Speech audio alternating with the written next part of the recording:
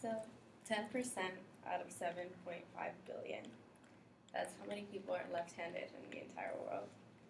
Um, so being left-handed has a lot of opinions, facts, myths, misconceptions. So I'm here to kind of clear some stuff up that you might not have known. Me and myself being left-handed, I found out a lot of things that even I wouldn't have known. So being left-handed is associated with a lot, um, like a lot of relationships and connections to behaviors and brain activity. And even now, it's still not completely understood, and many researches aren't in fact concrete, and they don't present a specific conclusion. Um, so in this speech, I'll be talking about the origins and like theories on why people are still left-handed, even though it's such a small percentage over time, as well as connections to the brain and motor activity, and sports, which is actually a big part of it, as well as myths and beliefs that aren't true. So origins in a research by B. Lawrence on why some people are left-handed. Left-handedness, it dates back to prehistoric times and cave paintings and evidence within Neanderthals and the tools they used. Although even then right-handedness was the majority, left-handedness was still present.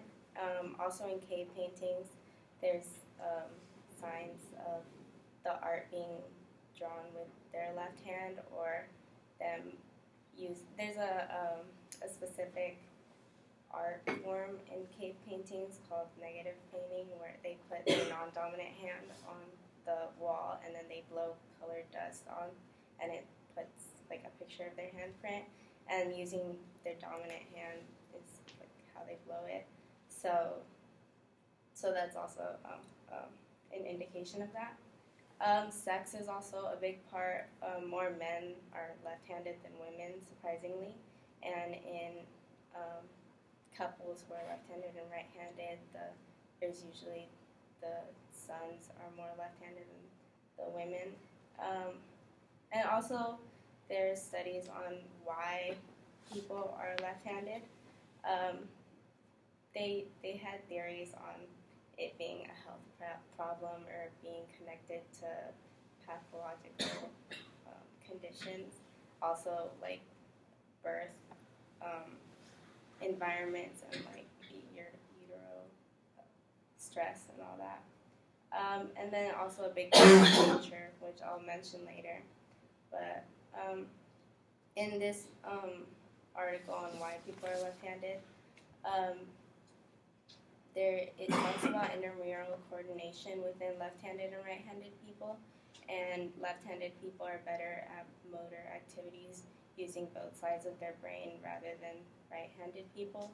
So basically, a right-handed person would have more difficulty using their non-dominant hand, and the left-handed person, it would still be difficult, but they would be able to use both their hands more efficiently.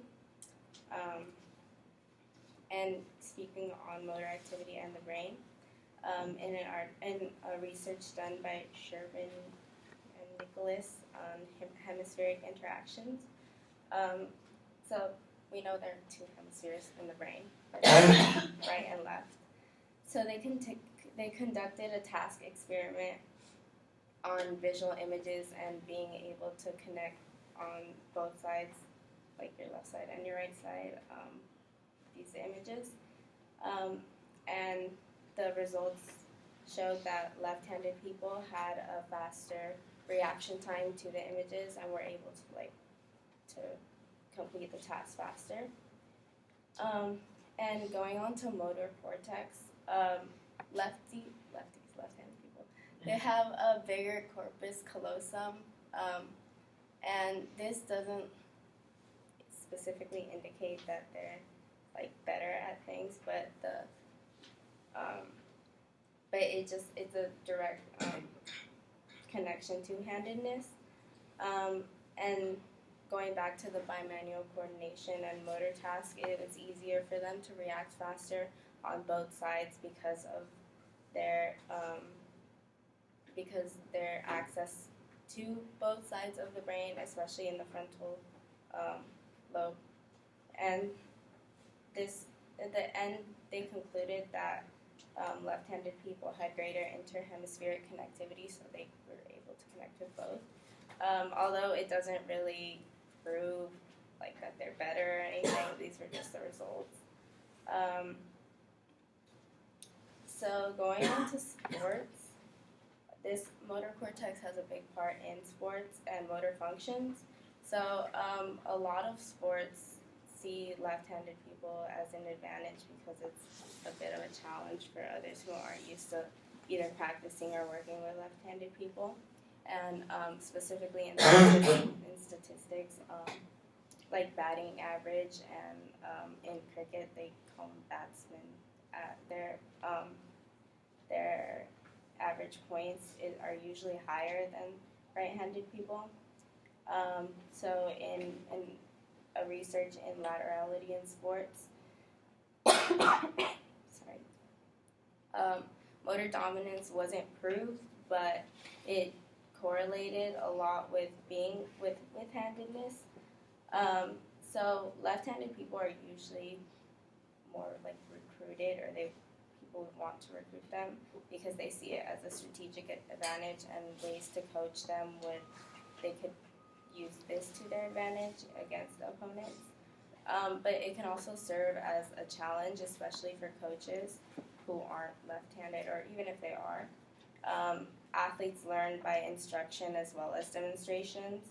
So if you watch, or if a left-handed player watches a coach who's right-handed, they'd have to, in their mind, modify what they learn to fit their own uses. And so this also can affect performance if they have to do it all themselves and the coach can't specifically help them. But feedback is also a big part of this, and when coaches give feedback, it's usually mirroring their own actions, so this can also affect it, and it can serve as a disadvantage in some situations. And then about myths and beliefs, a lot of cultures associate left-handedness with being like evil or like cursed, and like they try to change a kid's dominant hand when they're younger, so they grow up using their right hand. And so this is also a big part of that. And also, in conclusion, although it's still noted as like atypical, it's a lot more accepted, and you wouldn't think that much of someone being left-handed. But they're still a minority, and even though it's not completely understood, maybe like if you know someone that's left-handed, you can talk to them about facts you learned. So yeah. I also have famous people that are left-handed. You may not know, but yeah. That's it.